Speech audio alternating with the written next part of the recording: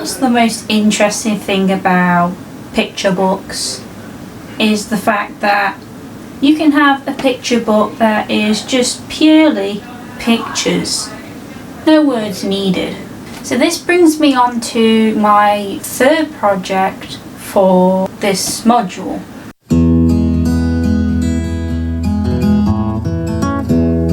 I wanted to do something completely different, something that I didn't expect to come out of this. We were given a variety of competitions to look at and choose one to base our project on. What I chose was a project that you can create your own story narrative. And the theme for this was the encounter. I have been seeing this figure in my head. It's something that I've always had this idea on that I wanted to personify and make it into something. And I always thought the fact that this figure, with it being tall and featureless, was very eerie and creepy. So I decided to dedicate this encounter picture book based on this figure. And the idea was dreams. And dreams in itself, especially lucid dreams where you're able to control what you're doing, are very interesting and weird. So I wanted to give this story a little twist. The synopsis of the story is this protagonist has these recurring dreams, and it's of these featureless figures, and he doesn't know why he keeps seeing them until he recognises the place that he keeps dreaming these figures in. So he goes back to his childhood hometown. He travels by train and he takes a bit of a tour of the town, feels a bit of nostalgia, and then he goes to the place where he sees the figures in.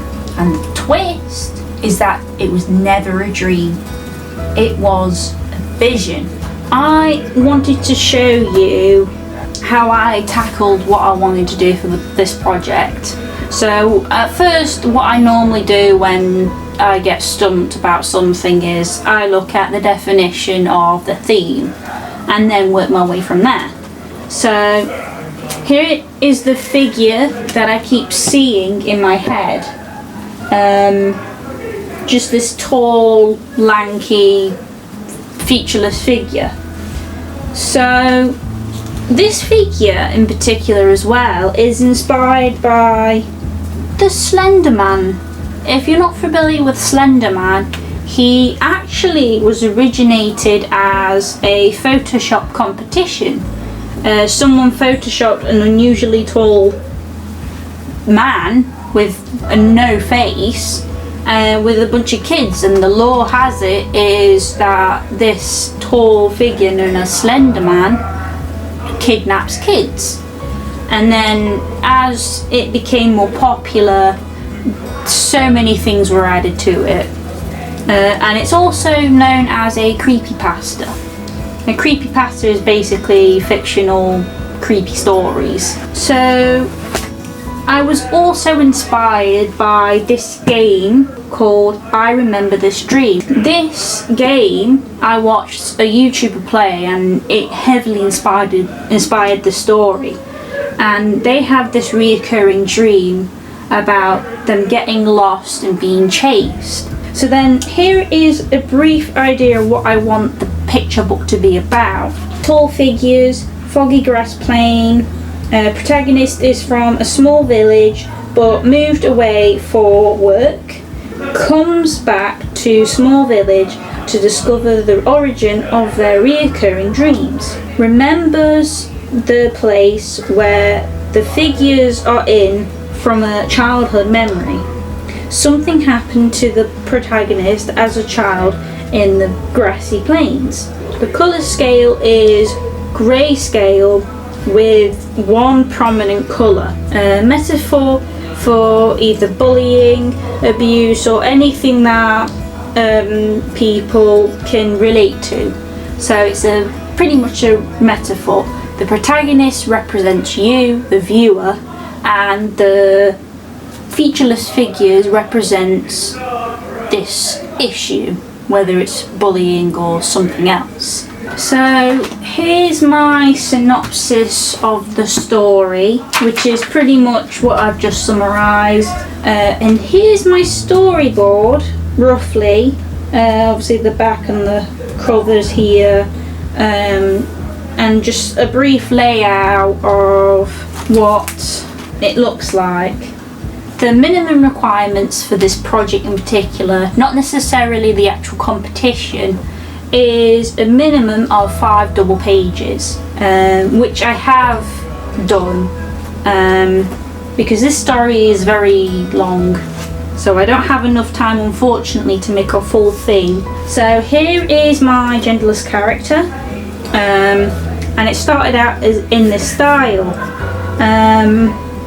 and I wanted to do some initial sketches, an idea, and like maybe like proportions, how I want to draw the character, how simplified they should be, and then here is some of my examples of like how I want the pages to be laid out. So what you see here is the same double page, but it's 2 different versions, and I choose which one I prefer. So I've skimmed through these. They're on the train here. He's got off the train. Some of them look like the single pages as well, because I wanted to show like have a variety instead of just all double pages, especially with some of the scenes that I've put in the book. Fortunately these aren't finished in watercolours, but it's a similar idea. So this is pretty much the basic layout of what it is really, and here I did some more initial development work for my character, and I really struggled here with how to make the character more developed and more interesting, because he looked very reminiscent of the featureless figures. So what I did was some rough like style sketches. Funny thing enough, I'll show you the actual drawing that I did that inspired this style was this. This I did out of my own pleasure really. I'm a big fan of this game. It's a character called Senwa from a game called Hellblade, and I was really inspired by the new trailer that came out for the second one, and I basically did just this layer of watercolour, and then I went over in charcoal. I got really inspired, and I sent a message in my coursework group chat on should I use this style within this project, and they said it would be a very great combination of both my styles. So this leads on to these. Now what I did was I took pictures of myself and I basically traced it onto here. This I sort of tried to replicate with this, but in all honesty I really like this sense of realism, but with some watercolour, which includes 2 of my favourite pieces. I showed 2 pieces that I did at college to the class as part of a process review on how far we've come into drawing and developing our styles and our individual voices.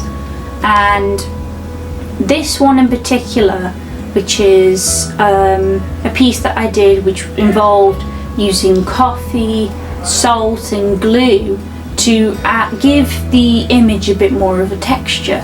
I was recommended to maybe bring back some of that So this following page here is me playing around with using salt and adding to my work.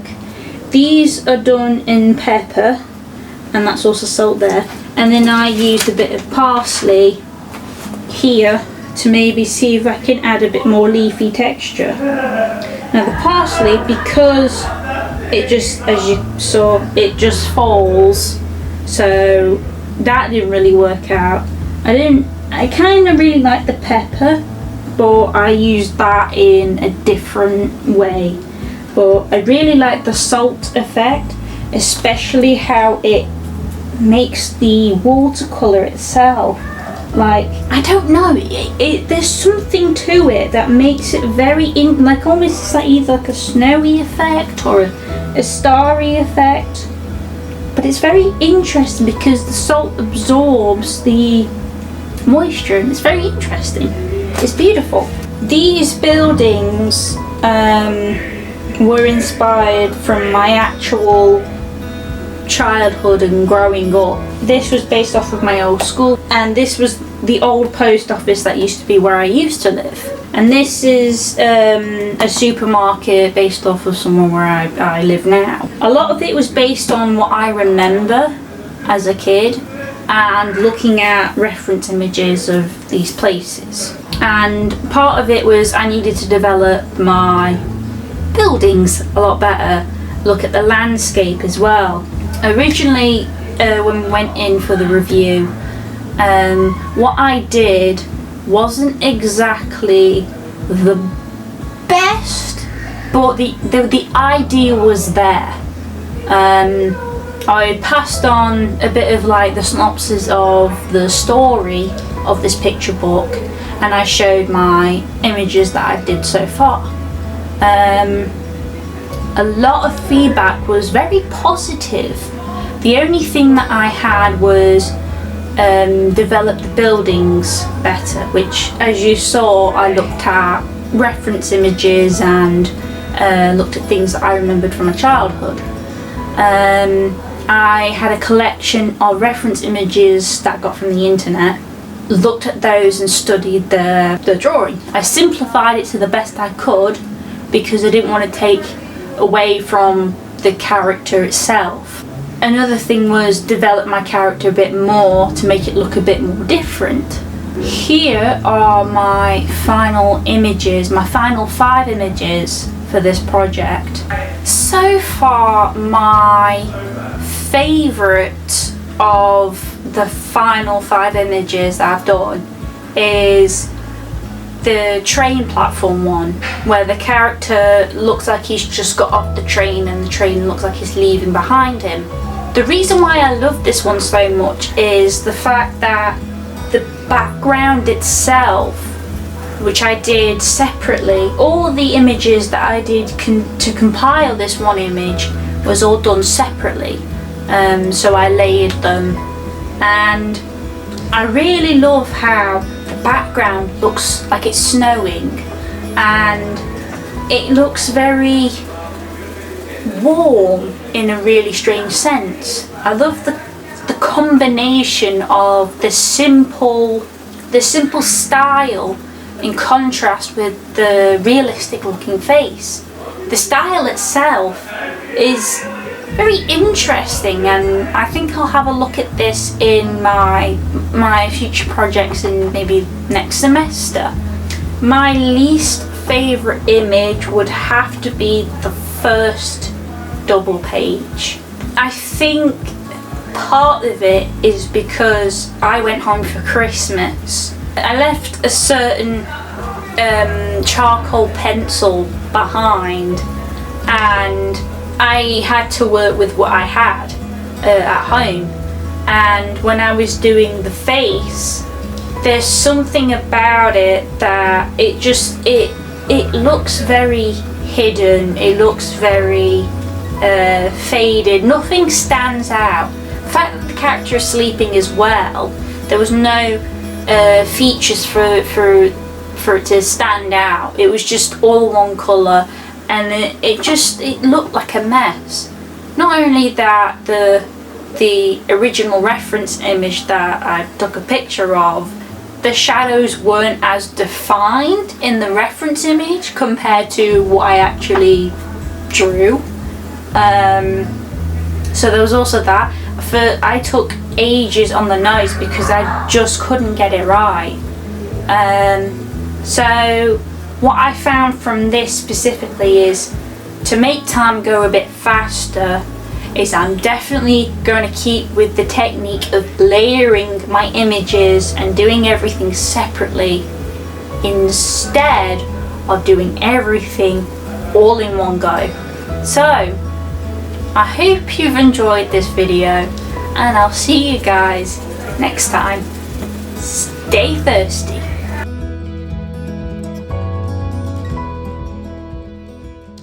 Oh my gosh. Hello?